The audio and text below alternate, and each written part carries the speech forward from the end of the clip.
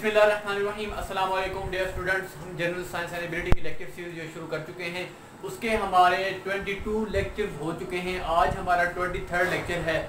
और अगर आपने वो पिछले लेक्चर्स नहीं देखे तो मैंने उनके लिंक्स डिस्क्रिप्शन में सारों के सारे दे रखे हैं, आप वहाँ से जाके देख सकते हैं। तो फ्रेंड्स, आज का जो हमारा लेक्चर है वो है बायोफ्यूल के ऊपर। बायोफ्यूल क्या होता है? बायोफ्यूल वो होता है जो किससे पैदा किया जाता है? जो पैदा किया जाता है बायोमास से। अब देखें, that is produce through biomass. Biofuel is that is produce through biomass. अब क्वेश्चन ये राइज होता है कि बायोमास क्या होता है? अब बायोमास क्या होता है? ये होता है प्लांट मटेरियल्स पर मुश्तमिल होता है, और दूसरा एनिमल्स के जो वेस्ट होते हैं वो उन पर मुश्तमिल होता है। ये क्या है? It is a renewable energy source. ये क्या है?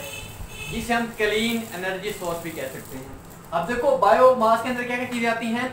वुड आती है, अच्छा बायोगैस आती है, आगे क्या आती है? अल्कोहल फ्यूल्स और क्रॉप्स और गार्बेज। ये चीजें हैं जो किस में आती हैं? बायोमास में आती हैं। क्योंकि बायोमास आपको पता है एक ऑर्गेनिक मटेरियल है। क्या है? एक ऑर्गेनिक मटेरियल है, जिससे हम क्या पैदा कर सकते हैं? बायो एनर्जी पैदा कर सकते हैं। अब देखो, जो क्वेश्चन से पूछा गया सीएसएस के अंदर वो ये है कि व्हाट आर बायोफ्यूल्स, के बायोफ्यूल्स क्या होते हैं और हाउ इट हेल्पफुल, ये कैसे हेल्पफुल है for promoting clean energy source. अब इसके दो पार्ट हैं। एक तो उसने पूछा है कि बायोफ्यूल्स होते क्या हैं, उनकी डेफिनेशन पूछी है। आगे क्या पूछा उसने? कि हम क्लीन एनर्जी सोर्स को किस तरह प्रमोट कर सकते हैं, किसके थ्रू? बायोफ्यूल्स के थ्रू। अब हम बायोमास को यूज करके क्या क्या प्रोड्यूस करते हैं? बायोफ्यूल्स। और बायोफ्यूल्स किस काम आता है? बायो एनर्जी की फॉर्मेशन के अंदर। अब देखिए, आपको जो चीज पता होनी चाहिए वो कि वर्ल्ड एनर्जी डिमांड है, जो दुनिया की एनर्जी की डिमांड है। अब जो बायोफ्यूल्स हैं वो कितना बायो एनर्जी वो कितनी कवर करती है? नियरली 10% कवर करती है। या ये चीज आपको पता होनी चाहिए। आगे है कि bio energy is generated from biofuels. किससे जनरेट की जाती है? बायोफ्यूल से। और बायोफ्यूल्स क्या होते हैं? बायोमास से जो प्रोड्यूस किए जाते हैं। और बायोमास क्या होते हैं? एनिमल्स और प्लांट के जो वेस्ट होते हैं। इसमें वुड आता है, इसमें गार्बेज आता है, क्रॉप्स आती हैं, इसके अलावा अल्कोहल फ्यूल्स आते हैं और बायोगैस आती है। तो फ्रेंड्स, हमने पहला जो हमारा क्वेश्चन था वो हमने कर लिया। अब पहले जो दूसरा पार्ट इसका हुआ है how it helpful for promoting clean energy. अब पहली बात तो यह है कि promotion of renewable energy source. क्योंकि रीन्यूएबल एनर्जी सोर्स क्या होते हैं मैं आपको पहले लेक्चर में बता चुका हूँ। ऐसे सोर्स जिसको हम दोबारा पैदा कर सकते हैं, जो क्या है? जो इंसान की जिंदगी के साथ चलते रहेंगे। जैसे जैसे जो वाटर साइकिल है। अब वाटर साइकिल क्या है? वो कंटिन्यूअस एक प्रोसेस है जो किसके थ्रू वकूफ पज़ीर होता है? जो डिफरेंट सीजन के थ्रू और सूरज के थ्रू वकूफ पज़ीर होता है। तो ये क्या है? जो हाइड्रो एनर्जी है वो क्या है? रीन्यूएबल एनर्जी सोर्स है। अब लोअरिंग ऑफ एनवायरमेंटल पोल्यूशन।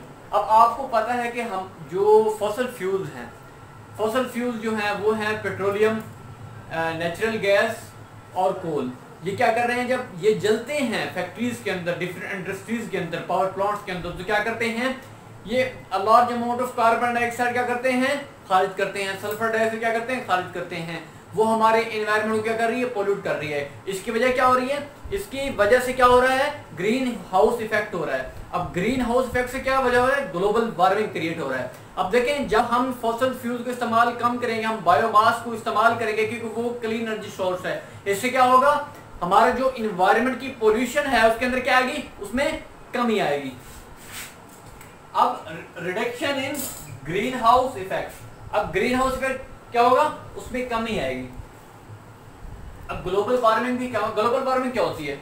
जब हमारी जमीन का जो टेम्परेचर, एवरेज टेम्परेचर है, अगर वो मौजूदा टेम्परेचर से बढ़ जाए, क्योंकि पिछली सदी की निस्बत इस सदी में 1.5 डिग्री सेंटीग्रेड टेम्परेचर का इजाफा हुआ है। वो क्यों हुआ है? क्योंकि हमारी चीजों की जो फॉसिल फ्यूल्स की खपत है वो बहुत ज्यादा है, जिसकी वजह से हमारा एनवायरनमेंट क्या हो रहा है? पोल्यूट हो रहा है। और एनवायरनमेंट की पोल्यूशन की वजह क्या होता है? ग्रीन हाउस इफेक्ट होता है। और ग्रीन हाउस इफेक्ट की वजह क्या हो रहा है?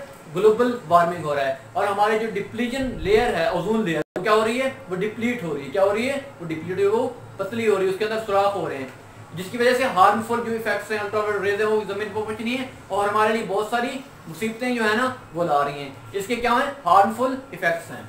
अब आगे क्या है, it is cheaper source of energy, it is cheaper source of energy, reducing dependence on foreign oil, again increase in economy. तो फ्रेंड्स ये था हमारा आज का टॉपिक। तो आज हम इसको क्लोज करते हैं, इंशाल्लाह हम नेक्स्ट लेक्चर में मिलेंगे। और आपसे रिक्वेस्ट है कि अगर आप इस चैनल पर नए हैं तो आप इस चैनल को सब्सक्राइब कर लें, बेल आइकन के बटन को जरूर प्रेस करना है, क्योंकि इससे आपको नई आने वाली वीडियो का लिंक और नोटिफिकेशन मिलता रहेगा। और इसको शेयर करें, इसको लाइक करें। Thank you very much.